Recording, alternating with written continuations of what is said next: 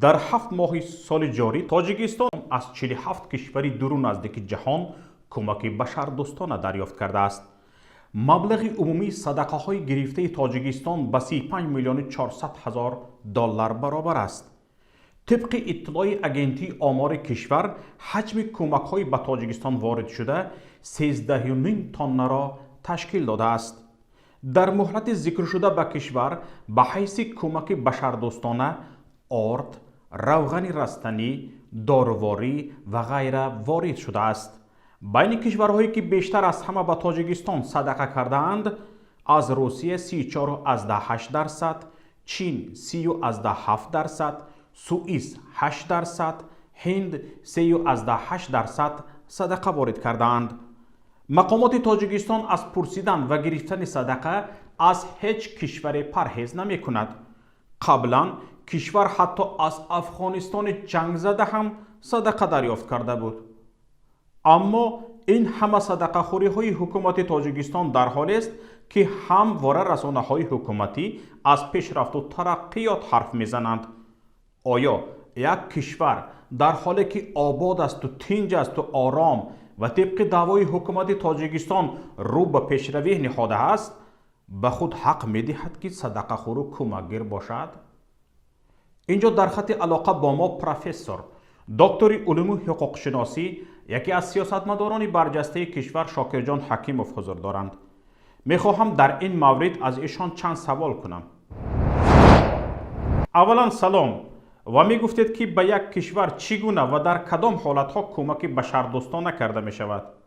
باید تاکید نمایم که نوابسته از سطح اقتصادیات ملی موفق و نامکمل بودن آن در حالتهای استثنایی طریق تنظیم نهاد مربوطه سازمان ملل متحد یا بنابر بودن اراده سیاسی در زمینه عمومیت منفعت ها با در نظر داشتی کمک گومانیتری دولت های علاهده و سازمان ها می توانند به کشور مشخص کمک رسانند و این کمک ها می توانند بی بازگشت باشند، یعنی با زبان خارجی گرانت نام دارند و در تفاوت از قرض ها که شرط و شرایط بازگشت و فایز و دیگر حالت ها را پیش بینی نمی کنند.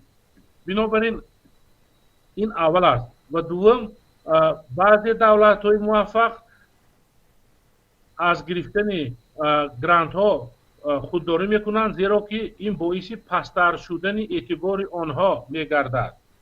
و سوم، بعضی کشورهای پساشوروی با مقصد موفق بودن اصلاحات اقتصادی و روندهای اجتماعی و سیاسی طریق پیشنهاد معلومات‌های آماری نادرست و سنی برخلاف منفعت‌های دولتداری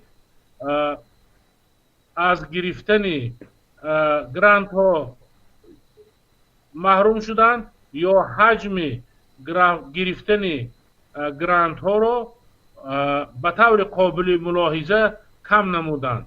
بنابراین باید ذکر نمود که در حالت استثنایی به مثل سوختار جنگل ها یا در رابطه با آفت دیگر طبیعی ضرر کلان اقتصادی به زندگی مردم رسانده شود و یا احتمالیت خلالدار شدن آسایشتگی و استواری رشد دولت ها به میان آید، بدون شک هم سازمان های بین المللی و هم دولت های علاهده گرانت می دهند. می گفتید که قرض بی بازگشت یا خود گرانت چی تعریفی حقوقی دارد؟ گرانت ها دو نمود میشند. منبع گرانت ها می توانند عامل های خارجی باشند و می توانند عامل های داخلی. بعضا با استفاده از عامل‌های خارجی دولت و نهادهای وکالتدار آن به سازمان‌های غیر حکومتی در دایره همکاری اجتماعی گرانت‌ها نیز جدا می‌کنند. هدف آنها تکمیل جامعه شهروندی، دستگیری تشبث شهروندان، مساعدت در حل مسئله‌های بیشتر خصوصیت فرهنگی، اجتماعی، اقتصادی و ورزشی داشته نیز بوده است. در حالتهای استثنایی جهت تشکل نظام سیاسی و دستگیری روندهای دموکراتی نیز گرانت ها جدا کرده می شوند. اما در حالتهای معین دولت هایی که می خواهند گرانت برنامه ها، لایحه ها و نقشه های مشخص را نیز تهیه نموده به سازمان های علاهیده و دولت های مشخص نیز مراجعت میکنند جهت گرفتن گرانت ها یا فرصت دسترسی را به منبع های گرانت دهنده پیدا کرده.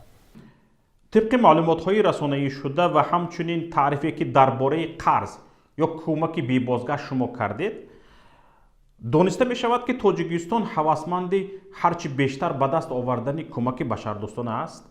اگر به حجم گرانت ها متوجه شویم و آن را با سالهای قبلی قیاس کنیم، بدون شک احساس می شود که تدریجاً و به طور قابل ملاحظه دادن گرانت ها به تاجیکستان کمتر شده است. ببینید، همین قدر برای گرانت گرفتن حکومت کوشش میکند ولی مثل طبق چشم داشتش موفق نمی شود. با کدام عامل ها بیشتری اینستیتوت های اقتصادی از کمک به تاجیکستان خودداری میکنند؟ عامل ها گوناگونند. مثلا وقتی که نشان دهنده های ماکرو اقتصادی و دستاوردهای اقتصادی وابسته به تهیه حسابات های رسمی آماری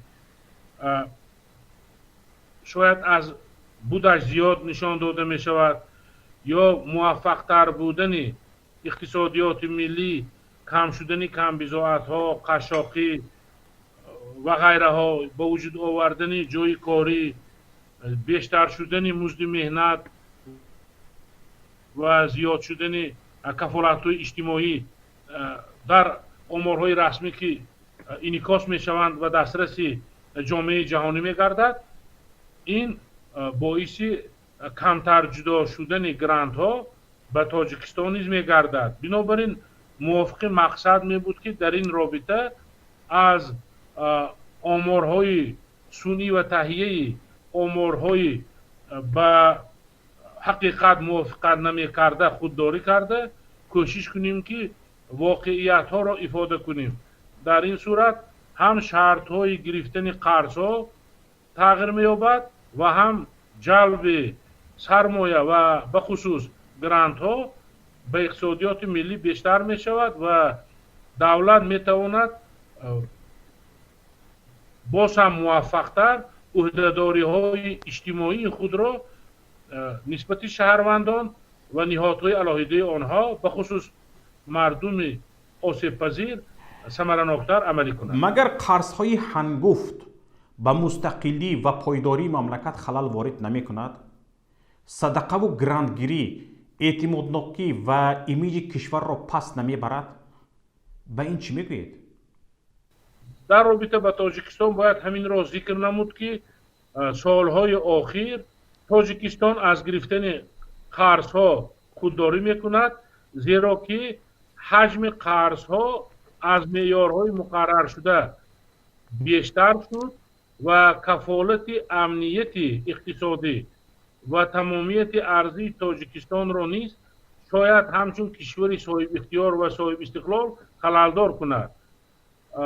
ضرورت به میان آمد که بیشتر به گرفتن گرانت ها رازگی دهند و همزمان باید تاکید کرد که حجم گرفتن این گرانت ها نیز خیلی کاهش یافت در مقایسه مثلا تا سالهای 2000 و موضوع دیگر این است که جامعه شهروندی و نهادهای مربوطه دولتی وکالتدار باید مکانیزم مقصدناک استفاده بردن کمک های گومانیتری را تامین کنند.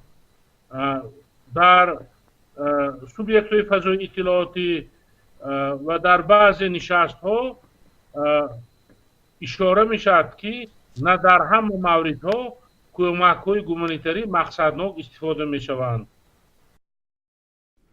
تشکر به شما. در همین حال اکثر کمک های وارد شده به تاجیکستان را جز منصبداران کسی نمی بیند.